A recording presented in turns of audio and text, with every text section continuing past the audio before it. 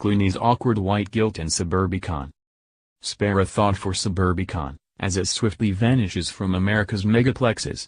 This is George Clooney's movie about, well, I'm not sure.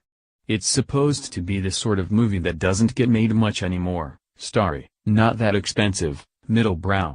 It's also supposed to be the sort of movie that you're unsurprised they still make, but that I, at least, always am, principled, radioactively principled. If the movies are in trouble, and domestically things aren't great at the box office, and this film bombed, it's partly because the vast middle has gone out of the American filmmaking, and with it have gone memorable characters, screenwriting, risk and fun, as well as a kind of moderate seriousness that didn't prostrate itself before Oscar voters. Suburbicon feels like a last gasp of some kind of middle. It thinks it's both frivolous and serious. But, for that, you need a touch that George Clooney's never had. So one feels pitted against the other.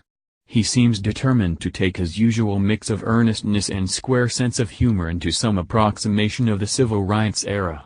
The movie is set in a 1950s Pennsylvania enclave, and asks a couple, played by Matt Damon and Julianne Moore, to ignore the scores of white people rioting outside the home of a black family whose backyard ends where theirs begins. To be fair, I guess, the rioting is happening out in front. Mr. Damon plays Gardner Lodge, one of those in-over-his-head milk toasts, thick in the waist, horn-rimmed glasses, starch everywhere, that not even the actor has figured out. Ms. Moore plays both his wife, Patricia, and his sister-in-law, Maggie, by pumping different amounts of air into each woman's lines. One night, a couple of robbers show up at their house. Somebody dies. And the Lodge's son Nicky, 10, 11, 12, spends the movie trying to figure out what's going on. He's the moral center. He also feels like the target audience. Joel and Ethan Coen wrote the script. But so did Mr. Clooney, with Grant Heslov. So it's Fargo made by people who thought Fargo needed more white guilt.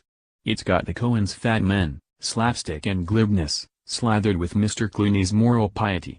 Every once in a while, the movie will cut from whatever is happening at the Lodge's house to whatever madness is going on outside the home of their new black neighbors. Mostly, it's a lot of white extras shouting and waving things at a facade.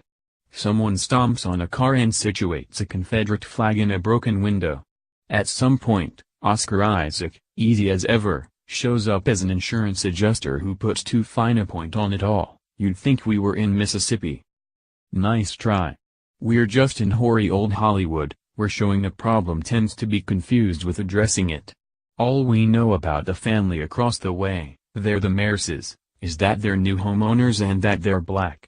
And boy, are they restrained. When racists scream at her, Mrs. Mears doesn't scream back. She merely continues to depend laundry on the clothesline.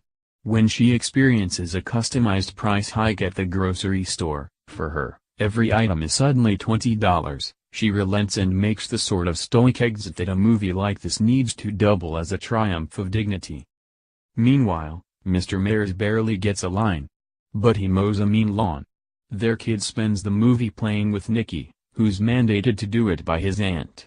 The mandate extends to Mr. Clooney, whose sense of social progressivism hits a ceiling. The way the Mears family functions isn't all that different from how Diane Reeves's jazz singing and the footage of the actual Annie Lee Moss's testimony are deployed in Mr. Clooney's 2005 docudrama, Good Night, and Good Luck. They were flicking at progressivism that the movie didn't have the political bandwidth to get into. But the difference is that both women, neither of whom achieves character status, are part of the movie's wider sanctimony in recreating Edward R. Murrow's battle in the 1950s with Senator Joseph McCarthy and his televised anti-communist witch hunt. It's righteousness on Ambien. But I put up with the movies turning Miss Reeves and the footage of Moss into weapons. They served the movie's thematic strategy. Unlike Suburbicon, it had an argument. McCarthyism really is bad. Yet it seems that in his films, dignified is the only way Mr. Clooney wants to imagine black people.